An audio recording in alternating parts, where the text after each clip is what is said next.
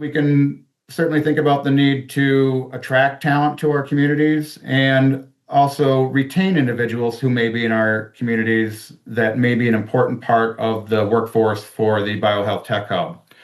And just as one example, we can think about the navigational measuring, electromedical, and control instrument manufacturing category, which is potentially a important component of the Biohealth Tech Hub. And what we're looking at here is the share of these establishments within a 100-mile radius of every county in the United States. So here we're essentially looking at different hotspots of manufacturing within this industry category.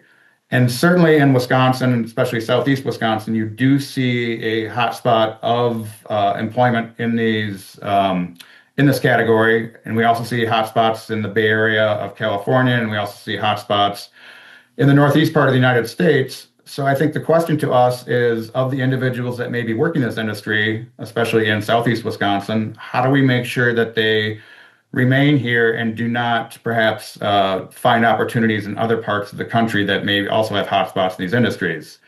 On the flip side, are there opportunities to perhaps recruit individuals who may be working in other parts of the country in this industry sector and bring them to Wisconsin by showing them all the opportunities that may exist in the Biohealth Tech Hub in the state?